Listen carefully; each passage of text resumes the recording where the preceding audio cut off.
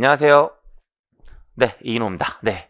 일단 이제 오늘은 어떤 이유 때문에 만들어진 자리라고 보시면 되냐면, 이제 여러분들 이제 지난 일요일 날 회계사 1차 시험 보셨고요. 그 회계사 1차 시험 2023년도 공인회계사 1차 시험 일반 경영학 부분에 대한 해설 강의 때문에 마련된 자리라고 보시면 되고요.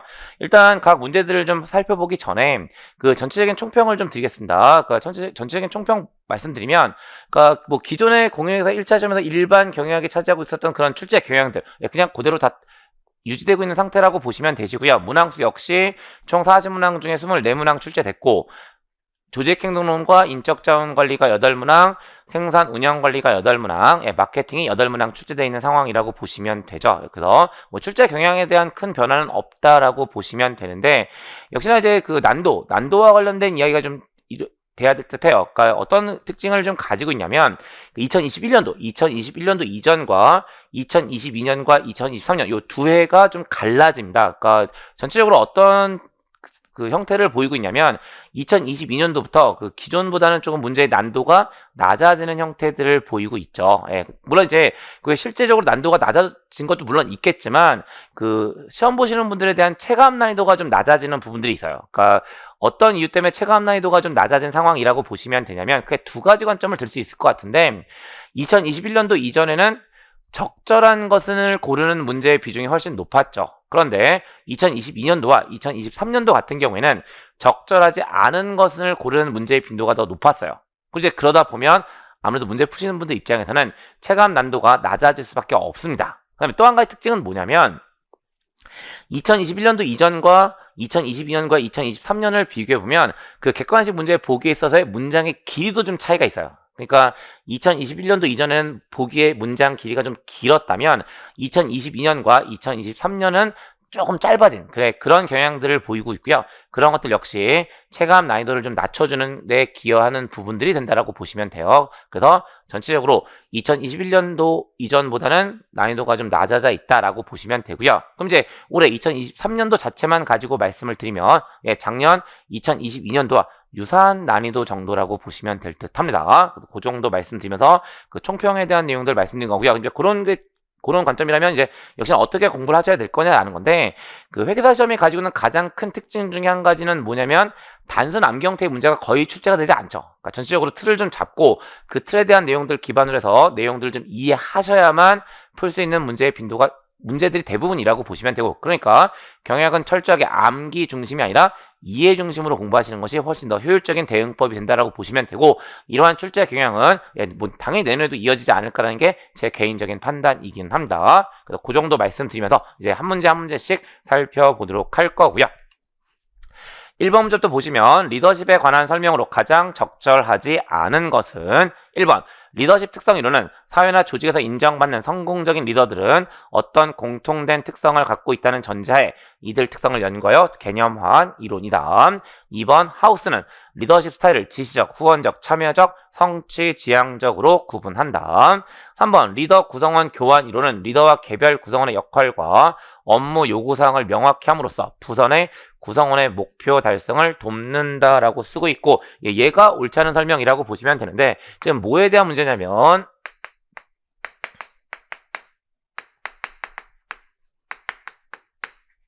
리더 부하 교환, 리더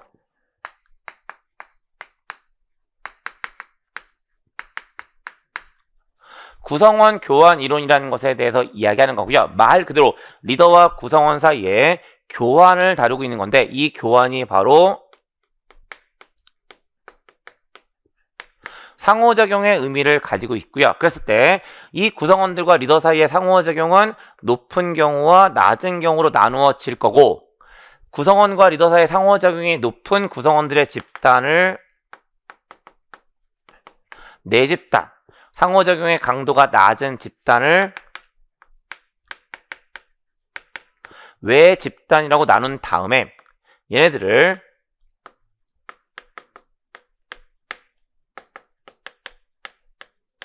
차별적으로 발전시켜 나가라고 하는 것이 리더 구성원 교환 이론에 대한 내용들이 되는 거죠. 근데 뒤에 보시면 리더와 개별 구성원의 역할과 업무 요구사항을 명확히 함으로써 부선의 구성원의 목표 달성을 돕는다. 전혀 다른 이야기가 들어가 있는 거예요. 그래서 3번이 적절하지 않은 설명이라고 보시면 되고 4번 스톡들과 프레시맨이 주도한 오하이오 주립대학 리더십의 연구는 리더의 행동을 구조주도와 인간적 배려의 두 차원으로 구분한다.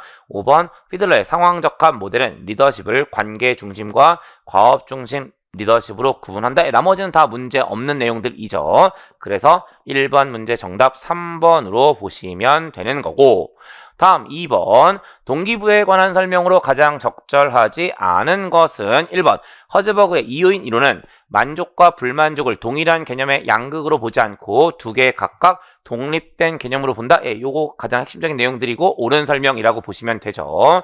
2번 직무특성 모델에서 개인의 성장 욕구 강도는 직무특성과 심리특성 간의 관계 및 심리상태와 성과 간의 관계를 조절한다.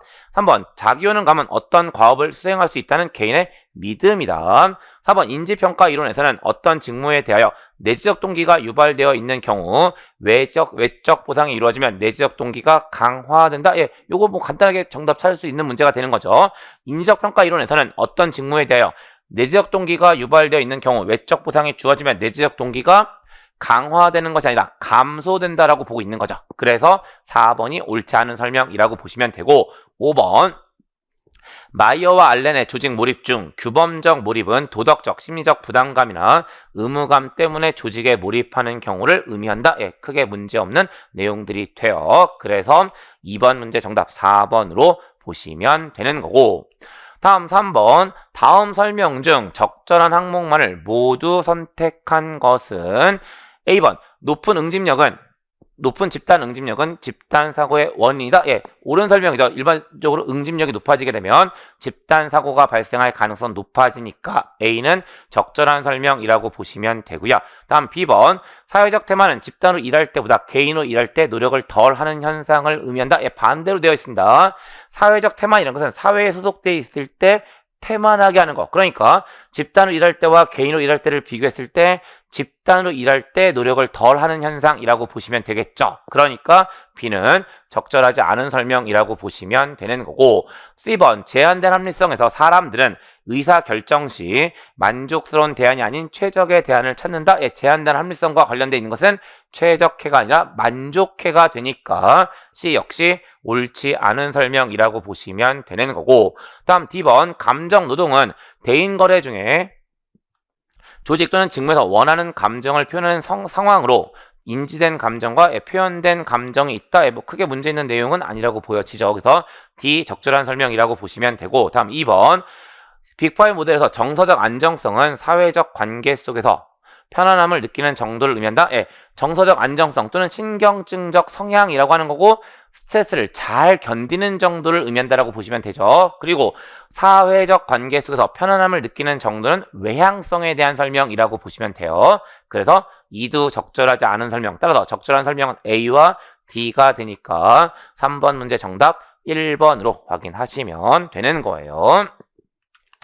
다음 4번 조직 구조와 조직 문화에 관한 설명으로 가장 적절하지 않은 것은 1번 호손 실험은 조직 내 비공식 조직과 생산성 간의 관계 및 인간관계와 생산성 간의 관계를 설명한다. 2번 통제 범위는 한 감독자가 관리해야 하는 부하의 수를 의미한다. 3번 자원 기반 관점에서 기업은 경쟁 우위를 창출하기 위해 가치 있고 모방 불가능하며 대체 불가능하고 유연한 자원을 보유해야 한다라고 하는 거고 요거 잠깐 부연 설명을 좀 드리면 지금 3번 보기 보시면 자원 기반 관점이고요. 이 자원 기반 관점과 관련되는 가장 대표적인 개념 뭐라고 보시면 되냐면 브리오 분석이라고 보시면 되죠. 그리고 이 브리오는 역시 V는 가치, R은 희소성, I는 모방 가능성 또는 모방 불가능성의 정도, O는 조직과 관련돼 있다라고 보시면 되고요. 이제 그런 느낌들을 가지고 문장을 보시면 되는데 일단 가치 있고 모방 불가능하면 여기까지 문제 없고요. 대체 불가능하다는 것은 여기 이제 어떤 의미를 가지고 있냐면 이 O가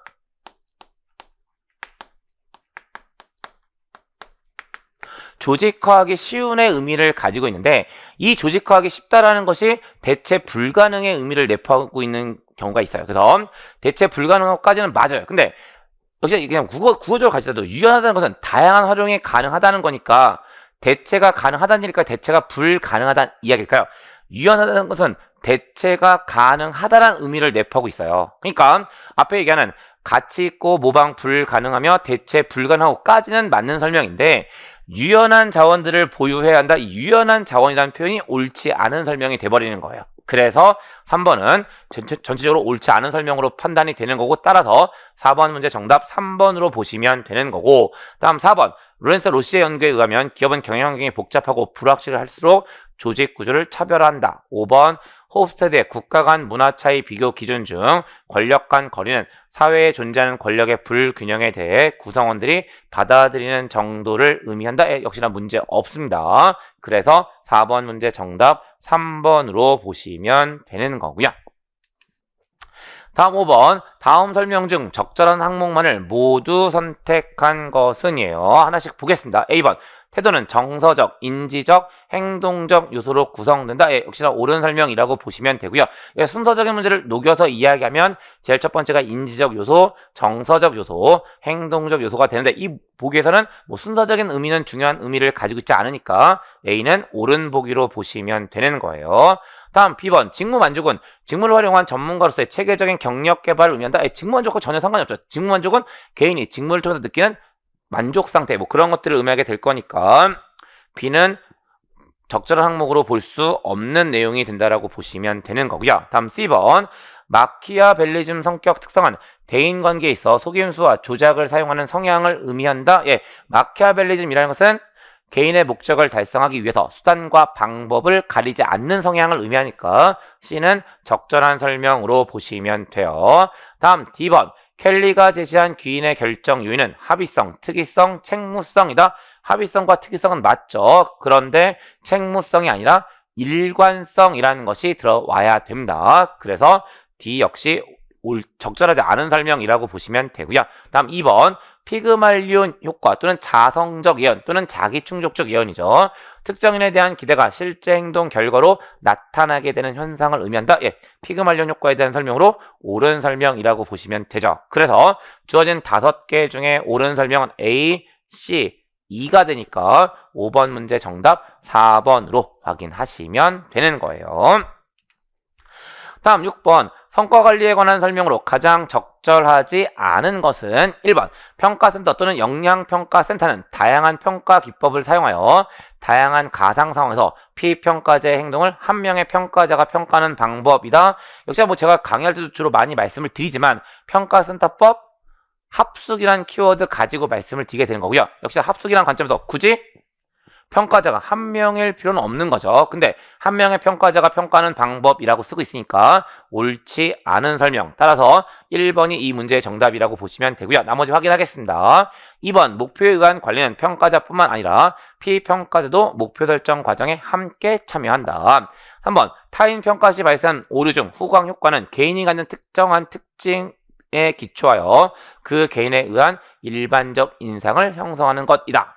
4번 360도 피드백 평가는 전통적인 상사평가 이외에 자기평가, 동료평가, 부하평가, 그리고 고객평가로 이루어진다. 5번 행위기준 척도법은 피평가자들의 태도가 아닌 관찰 가능한 행동을 척도에 기초하여 평가한다. 행동기준 평가법 바스라는 거고요. 중요사건 기록법과 평정 척도법이 결합되어 있는 방법. 그래서 관찰 가능한 행동이 중요사건이고요. 척도가 평정 척도가 되니까 5번 역시 적절한 설명이라고 보시면 되죠. 그래서 6번 문제 정답 1번으로 확인하시면 되는 거고 다음 7번 보상관리에 관한 설명으로 가장 적절하지 않은 것은 1번 임금 수준을 결정함에 있어 선도 정책은 시장임금과 비교하여 상대적으로 높은 임금을 지급함으로써 우수한 인재를 확보하고 유지하는 정책이다. 옳은 설명이라고 보시면 되는데 이 임금 수준 기업이 종업원에게 지급하는 평균 임금액을 의미하고요. 이 임금 수준과 관련된 전략은 사실 크게 3가지가 있어요. 첫 번째, 경쟁 기업보다 높은 임금 수준을 제공해주는 전략이 있고요. 그걸 우리는 말 그대로 선도 전략 또는 선도 정책이라고 하는 거고요. 그럼 나머지 2가지 뭘까요? 우리 기업의 임금 수준과 경쟁 기업의 임금 수준을 유사하게 가져가는 방법이 있고요. 그걸 우리는 동행 전략이라고 이야기를 합니다.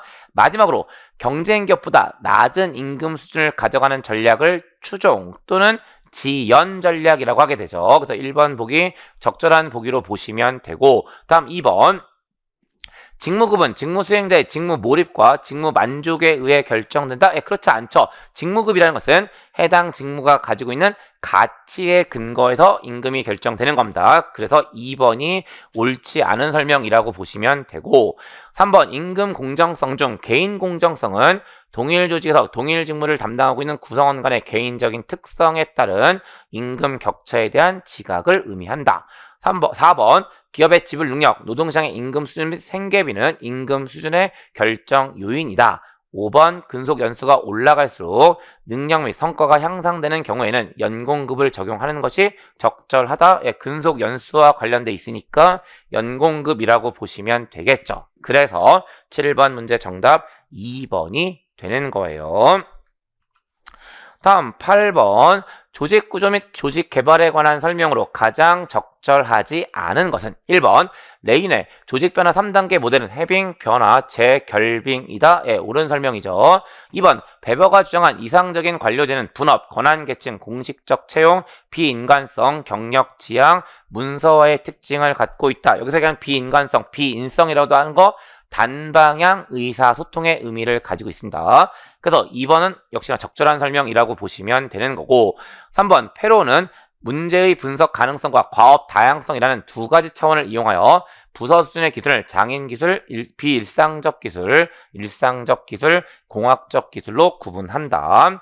4번 민츠버가 제시한 조직의 5대 구성 요인은 전략 부문, 중간 라인 부문, 핵심 운영 부문, 기술 전문가 부문, 지원, 스텝 부문이다. 5가지 맞는 설명이죠. 5번 챈들러가 구조와 전략 간의 관계를 설명하기 위해 제시한 명제는 전략은 구조를 따른다 이다. 얘가 옳지 않은 설명이라고 보시면 되고요. 전략은 구조를 따른다가 아니라 구조는 전략을 따른다라는 거예요. 그래서 5번이 적절하지 않은 설명이기 때문에 8번 문제 정답 5번으로 보시면 되는 거고, 다음 9번 마케팅 전략에 관한 설명으로 가장 적절한 것은 1번 효과적인 시장 세분화의 요건 중 측정 가능성은 마케팅 믹스가 표적 세분 시장에 도달할 수 있어야 하는 것을 의미한다. 옳지 않고요. 측정 가능성은 말 그대로 시장의 규모가 측정할 수 있어야 된다는 거고, 뒤에 마케팅 믹스가 표적 세분 시장에 도달할 수 있어야 한다는 것은 접근 가능성에 대한 설명이 되죠. 그래서 1번 적절하지 않은 설명입니다. 2번 경쟁자 파악 방법에서 사용 상황별 대체는 상표 전환 매트릭스보다 폭넓게 경쟁자를 파악하게 해준다. 이거 옳은 설명이라고 보시면 되고요. 3번 시장 세분화에서 추구 편익은 심리 특성적 변수에 속한다. 추구 편익은 구매 행동적 기준에 해당하니까 심리 분석적 변수에 속한다는 설명은 적절하지 않은 설명이에요. 다음 4번 제품 시장 성장 매트릭스에서 시장 침투 전략은 기존 제품을 잠재적 구매자에게 판매함으로써 성장을 추구하는 전략이다. 시장 침투 전략이라는 것은 기존 제품을 잠재적 구매자가 아니라 기존 소비자, 기존 시장에 들어가는 거니까 기존 구매자에게 판매함으로써 성장을 추구하는 전략이라고 써야 옳은 설명이 되는 거고요.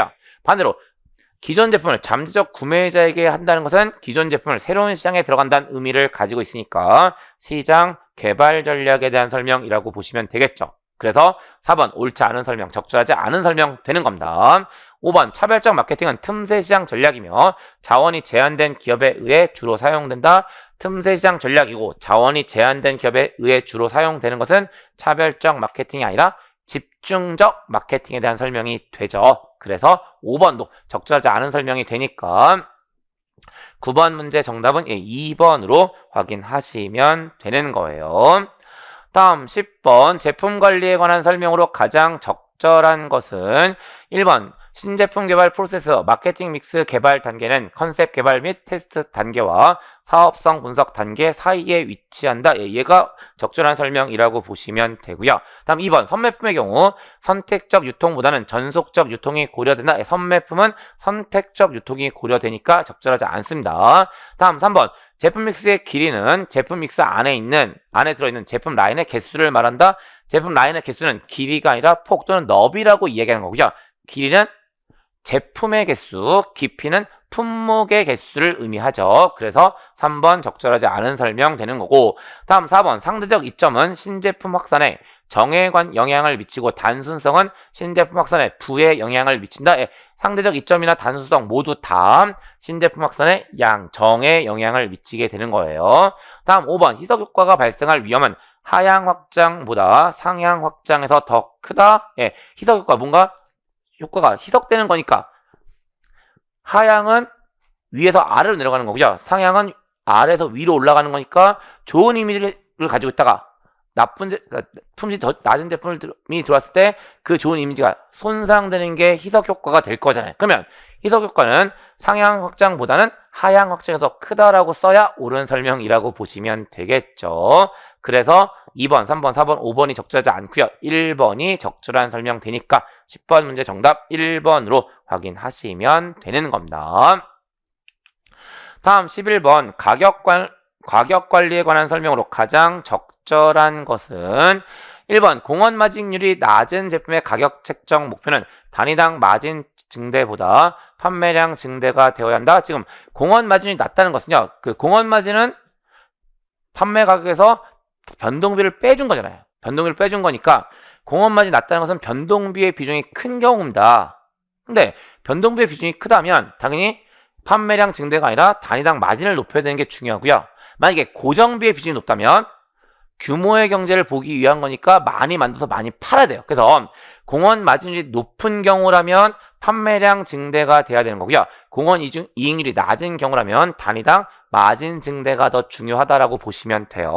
그래서 1번은 적절하지 않은 설명이라고 보시면 되는 거고, 다음 2번 사양 제품 가격 결정에서는 주제품 가격을 싸게 책정하는 것이 효과적이나 종속 제품 가격 결정에서는 주제품 가격을 비싸게 책정하는 것이 효과적이다. 사실 사양 제품 주제품의 가격이 싸거나 비싸거나 큰 차이가 없다라고 보죠. 상관없는데 이게 명확하죠. 종속 제품 가격 결정에서는 주제품을 일반적으로 저렴하게 판매하고 종속 제품 또는 종속 제품을 비싸게 파는 게 가장 대표적인 전략이 되죠. 그러니까 종속 제품 가격 결정에서는 주제품 가격을 비싸게 책정하는 것이 아니라 싸게 책정하는 것이 효과적이다라고 보시면 되는 거예요. 그래서 2번 역시 적절하지 않은 설명이라고 보시면 되고요.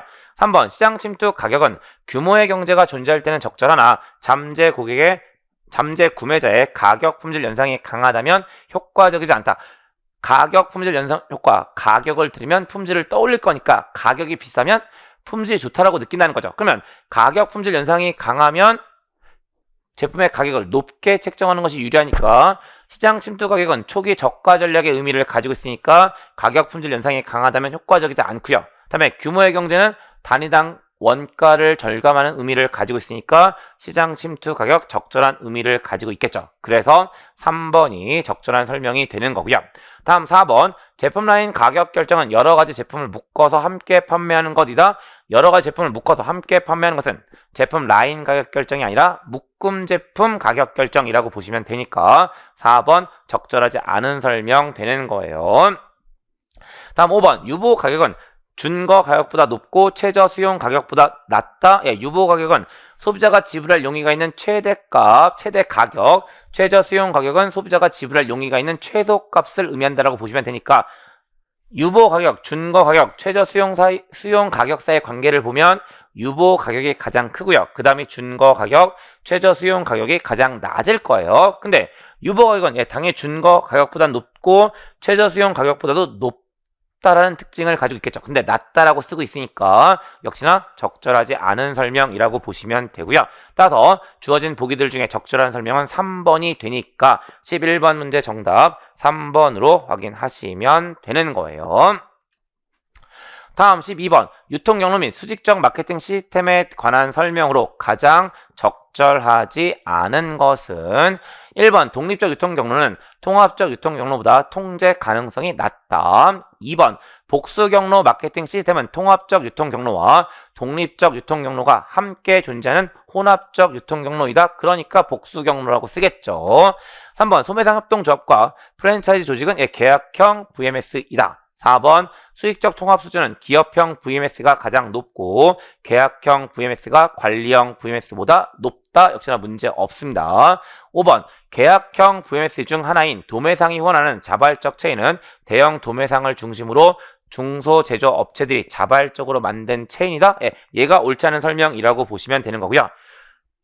도매상이 후원하는 자발적 체인은 대형 도매상을 중심으로 소매상들이 자발적으로 만드는 통합의 형태가 된다라고 보시면 되는 거죠. 그래서 5번이 옳지 않은 설명. 그러니까 그 중소제조업체가 아니라 독립된 소매상들이 만들고 있다라고 보시면 돼요. 그래서 12번 문제 정답 5번으로 확인하시면 되는 거고, 다음 13번 촉진 비용과 촉진 성과 간의 관계 규명이 어렵다는 단점과 논리적 타당성이 높다는 장점을 가지고 있는 촉진 예산 결정 방법으로 가장 적절한 것은 1번 매출액 비율법, 2번 가용 예산 활용법, 3번 경쟁자 기준법, 4번 목표 과업법, 5번 수익률 비율법. 정답 4번 목표 과업법에 대한 내용이라고 보시면 되고, 목표 과업법은 논리적 타당성이 높다. 요 내용 나올 때 항상 목표 과업법 제일 많이 이야기하죠. 그래서 13번 문제 정답은 4번으로 확인하시면 되는 거고,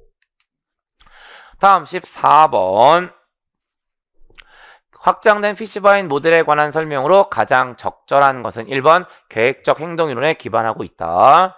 2번 다속성 태도 모델과 비교하여 태도와 행동 의도가 모델에 포함되어 있는 건 동일하나 태도를 측정하는 대상이 다르다. 3번 지각단 행동 통제는 구매 행동에 영향을 미친다. 4번 브랜드에 대한 태도와 주관적 규범이 구매 행동에 미친 영향을 정보 처리의 관여도 차이에 의해 설명하고 있다. 5번 주관적 규범을 결정하는 요인 중 하나인 규범적 신념은 다른 사람들이 자신의 행동을 지지 혹은 반대할 것인가에 대한 자신의 생각이다. 나머지는 확장된 피시바인 모델과 관련 없고, 5번이 확장된 피시바인 모델과 관련되어 있는 설명이라고 보시면 되는 거죠. 그래서 14번 문제 정답은 5번으로 확인하시면 되는 거예요.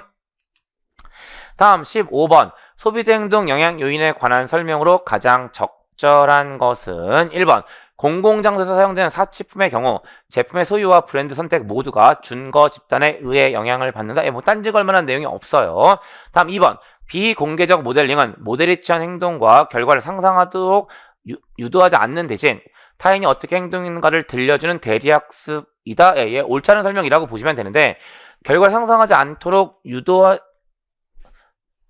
행동과 결과를 상상하도록 유도하지 않는 것은 어떠한 의미를 가지고 있냐면 언어적 모델링에 대한 의미를 가지고 있고요. 그 다음에 유도하는 것이 비공개적 모델링이라고 보시면 되는 거예요. 그래서 2번은 비공개적 모델링에 대한 설명이 아니라 언어적 모델링에 대한 설명이라고 보시면 되고요. 아마 올해 출제된 문제들 중에 이 문제가 가장 어려운 문제가 아니었을까라는 생각이 들긴 들어요. 다음 3번 사회계층의 특성은 다차원적이고 동적이며 사회계층 측정에서 객관적 방법은 타인의 계층적 지위를 평가하도록 하는 것이다. 역시나 옳지 않은 설명이라고 보시면 되는데, 사회계층 특성은 다차원적이고 동적이면 여기까지는 맞아요. 근데 뒤에 보시면 사회계층 측정에는 측정에서 객관적 방법은 타인의 계층적 지위를 평가하도록 하는 것이다. 요 뒤에 설명, 타인의 계층적 지위를 평가하도록 하는 것이 객관적 방법에 대한 설명이 아닌 거고요.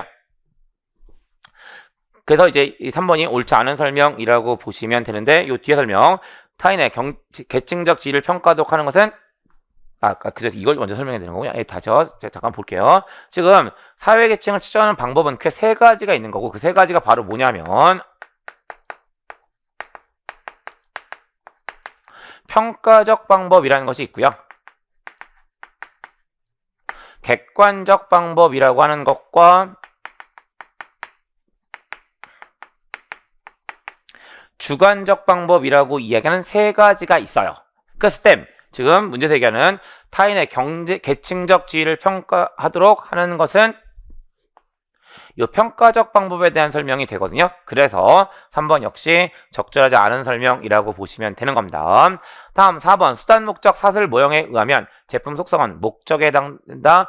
제품 속성은 목적이 아니라 수단에 해당을 하죠. 그래서 4번 역시 옳지 않은 설명이라고 보시면 되는 거고, 그 다음에 5번 사회적 자아 개념은 타인들이 자신을 어떻게 봐주었으면 하는 것이다라고 하고 있는 거고, 요것도 이제 좀 추가적인 얘기를 좀 해야 될 것 같은데,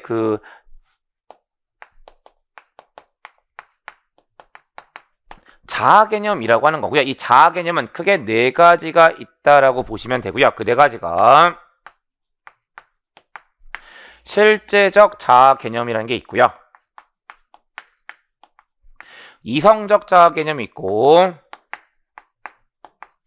사회적 자아 개념이라는 것이 있습니다. 그 다음에 마지막으로 이상적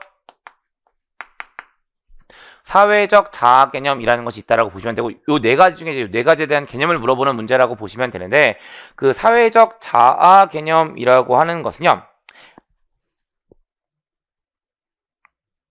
사회적 자아 개념은 이제 타인이 자신을 어떻게 보는지를 의미한다라고 보시면 되고, 근데 보시면 타인이 자신을 어떻게 봐주었으면 하는 거잖아요. 그래서 타인들이 자신을 어떻게 봐주었으면 하는지에 대한 것들은 이상적 사회적 자아 개념에 해당하는 설명이라고 보시면 돼요. 그래서 다시요. 지금 사회적 자아 개념이라는 것은 타인들이 자신을 어떻게 보는지를 평가하는 거라고 보시면 되고요. 이상적 사회적 자아 개념이 타인들이 자신을 어떻게 봐주었으면 하는지에 대한 이야기가 된다라고 보시면 되는 겁니다. 그래서 5번도 적절하지 않은 설명이 되니까 15번 문제 정답 1번으로 확인하시면 되는 거예요. 다음 16번 마케팅 주사에 관한 설명으로 가장 적절하지 않은 것은 1번 체계적 오차는 타당성과 관련된 개념이며 외적 타당성은 일반화가 가능한가에 관한 타당성이다. 2번 인과적 조사에서 단일 집단 사전 사후 실험 설계는 원시 실험 설계이고 통제 집단 사후 실험 설계는 순수 실험 설계이다.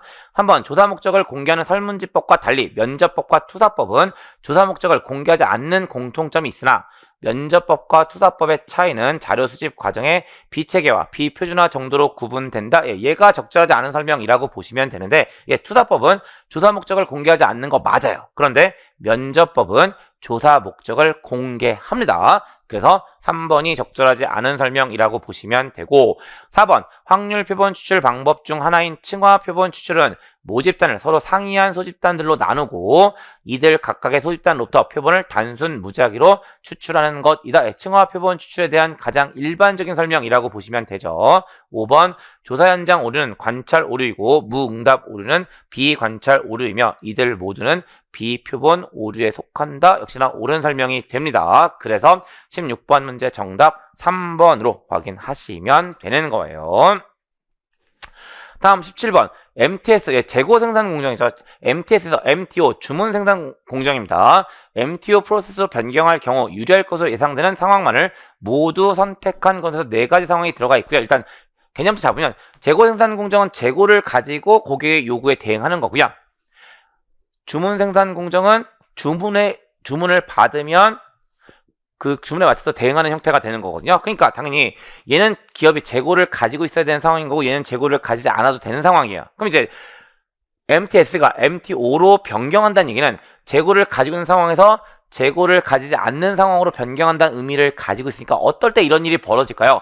재고를 가지고 있을 때 뭔가 여러 가지 문제가 생길 때, 문제가 생겼을 때라면 MTS에서 MTO로 변경이 이루어질 거라는 거고요. 결국 요 네 가지 중에 재고를 가지고 있음으로 인해서 뭔가 문제가 발생하는 상황이 될 거예요. 그래서 A번 제품의 생산 속도가 느리고 경쟁 우위 유지에 제품 공급의 신뢰성이 중요하다. B번 제품의 수요에 대한 예측이 비교적 용이하다. C번 제품의 생산 속도가 빠르고 수요를 초과하여 생산할 경우 폐기 비용이 크다면 가급적이면 재고를 가지고 있지 않아야 되는 거죠. 그러니까 재고를 가졌을 때 문제가 발생한 상황이라고 보시면 되는 거고요. 다음 D번 수요의 변동이 비교적 크고 제품의 재고 비용이 크다. 역시 재고 비용이 크다는 것은 그만큼 재고를 가지고 있지 않았으면 좋아하는 상황이라고 보시면 되니까 C와 D가 MTS를 MTO로 변경시키는 상황이라고 보시면 되는 거예요. 그래서 17번 문제 정답은 5번으로 확인하시면 되는 겁니다. 그래서 17번 문제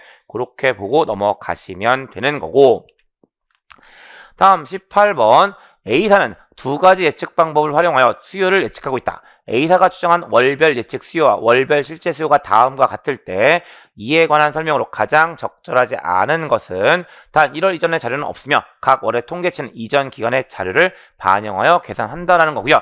밑에 보시면 뭐 추적 지표 여기 나와 있고 뭐 평균 절대 편차 들어가 있고 뭐 누적 예초차 이런 것들 들어가 있으니까 일단 뭐부터 구해야 될 것 같으면 각 기간별로 예측 오차부터 구해야 되는데 예측 오차 DT 실제 수에서 예측값을 빼주면 되니까 방법 1번 같은 경우 1월 달에는 10의 예측 오차가 발생할 거고요. 그 다음에 여기는 30, 여기가 20, 여기가 마이너스 20이라고 보시면 되겠죠. 그 다음에 방법 2 보시게 되면 여기가 마이너스 20, 그 다음에 560에서 590을 빼주니까 마이너스 30, 490에서 530을 빼주니까 마이너스 40, 그 다음에 여기가 10이 된다라고 보시면 되는 거죠. 그럼 이제 이걸 가지고 하나씩 보시면 되는데 먼저 4월의 경우 방법 1의 추적지표 값은 음수인데 B의 방법 2의 추적지표 값은 양수이다. 추적지표 어떻게 구할까요? 누적 예측 오차를 평균 절대 오차로 나누어 준다라고 보시면 되죠. 그럼 결국 추적지표가 양이냐 음이냐의 문제는 누적 예측 오차가 양이면 추적지표도 양,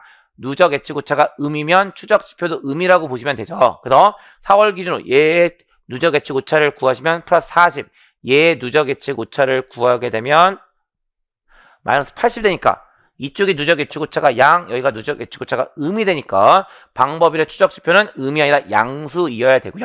방법 2의 추적 지표 값은 음수가 돼야 되는 거죠. 그래서 1번이 바로 반대로 쓰여져 있으니까 적절하지 않은 설명이라고 보시면 되고 나머지 계산상의 문제니까 확인하겠습니다.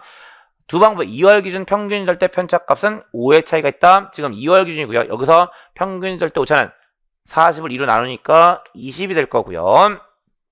그다음에 여기서의 평균 절대 오차는 20과 50을 더한 20과 30을 더한 50을 2로 나누면 25가 되겠죠. 결국 2월 기준 평균 절대 편차 값은 5의 차이가 있다. 20과 25니까 옳은 설명이라고 보시면 되고요. 다음 방법 2에 평균 절대 편차 값은 25이다. 예, 이거 다 절대값에서 더하면 이거 50이니까 100이네요. 그럼 제 100을 4로 나눠주면 25의 값이 계산이 되잖아요. 그래서 3번도 적절한 설명이라고 보시면 되는 거고 다음 4번 두 방법의 3월 기준 누적 예측 오차 값은 150의 차이가 있다.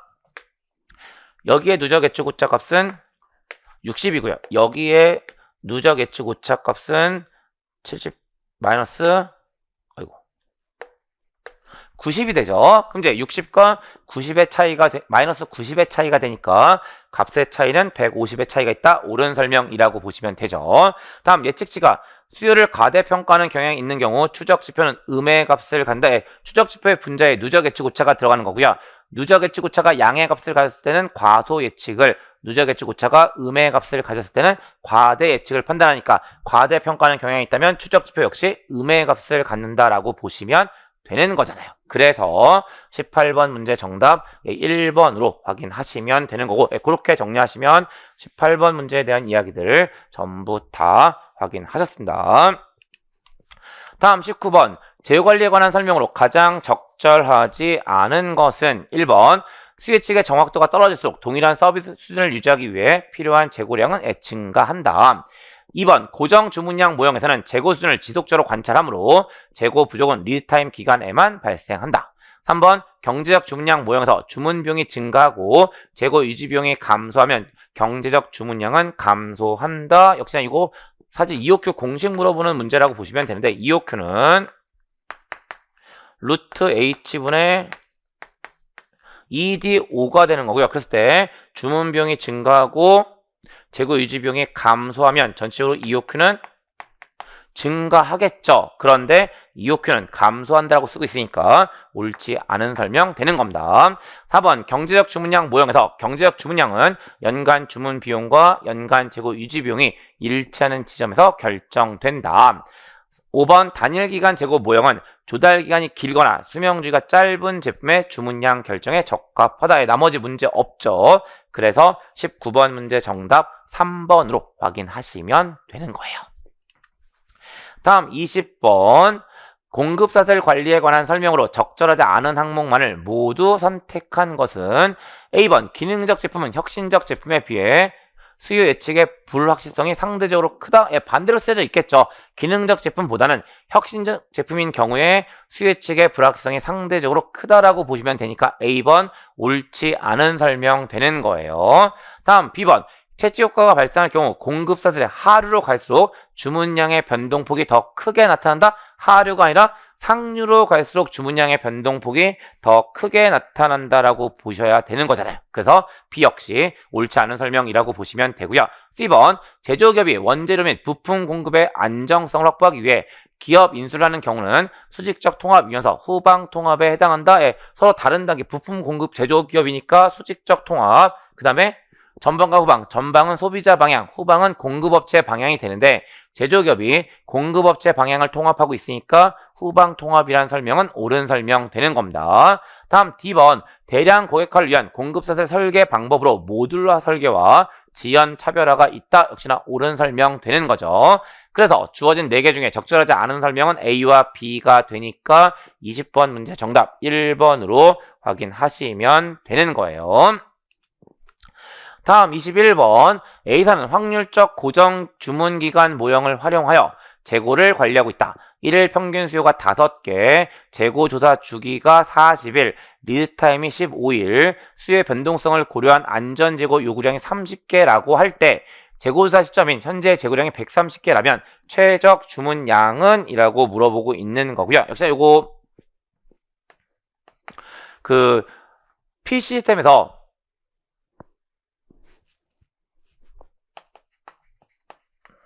최적 주문량을 구하는 공식이 있고요. 그 공식 떠올려 놓으시면 이제 그 공식에다가 대입만 하시면 되는데 어떻게 구하게 되냐면 방지 기간에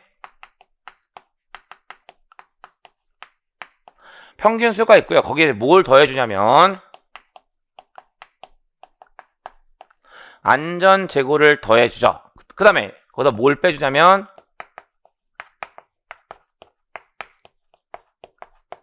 남아있는 재고를 빼서 계산한다라고 보시면 돼요. 근데 한 가지 이제 추가적으로 드릴 얘기가 뭐냐면 여기서 얘기한 방지 기간, 이 방지 기간이 뭐를 의미하게 되냐면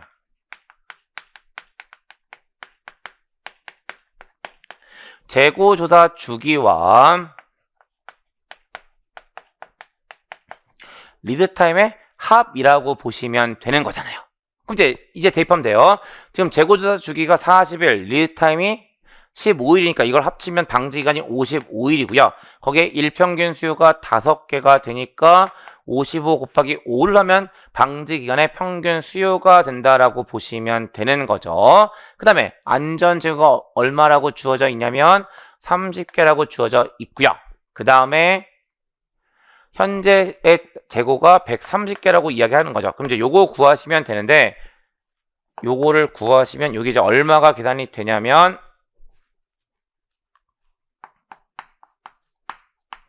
175개가 계산이 되는 거예요. 그래서 21번 문제 정답 3번 175개가 정답이 된다라고 보시면 되는 겁니다. 그래서 21번 문제 정답 그렇게 정리하시면 되는 거고 다음 22번 품질 관리에 관한 설명으로 가장 적절하지 않은 것은 1번 소비자에게 전달되기 전에 발견된 불량품의 재작업 비용 및 실패 분석 비용은 내부 실패 비용에 해당된다. 2번 식스시그마 방법론인 D-마익은 정의, 측정, 분석, 개선, 통제의 순서로 비즈니스 프로세스 혁신을 추진한다. 3번 식스시그마를 지원하는 내부 인력으로서 블랙벨트는 일상 업무에서 벗어나 식스시그마 프로젝트만 수행하며 프로젝트 실무를 이끌어가는 역할을 한다. 4번 관리도는 공정이 우연현상의 발생 없이 이상현상으로만 구성되어 잘 관리되고 있는지를 파악하기 위해 활용된다. 얘가 옳지 않은 설명이라고 보시면 되는데 우연현상과 이상현상이 반대로 쓰여져 있죠. 그래서 관리도는 공정이 이상현상의 발생 없이 우연현상으로만 구성되어 잘 관리되고 있는지를 판단하기 위해 활용된다고 써야 옳은 설명 되는 거고 따라서 4번이 적절하지 않은 설명 되는 거예요. 다음 5번 실패 비용이 전체 품질 비용에서 차지하는 비중은 일반적으로 예방 비용에 비해 크다. 역시나 문제 없죠. 그래서 22번 문제 정답 4번으로 보시면 되는 거고 다음 23번 적시생산 시스템에 관한 설명으로 가장 적절하지 않은 것은 1번 적시생산 시스템에서는 재고나 여유 용량이 생산 프로세스에 내재되어 있는 문제를 감추는 역할을 하는 것으로 본다. 그래서 재고를 최소로 가져가라 라고 하는 것이 JIT, 적시 생산 시스템이 되는 거예요. 2번, 실수를 피하는 프로그램이라는 의미의 헤이준카는 작업자의 오류가 실제 결함으로 이어지지 않고 신속하게 수정될 수 있도록 도와준다. 예, 얘가 옳지 않은 설명이라고 보시면 되는데, 헤이준카는 생산 평준화를 의미하는 거고요.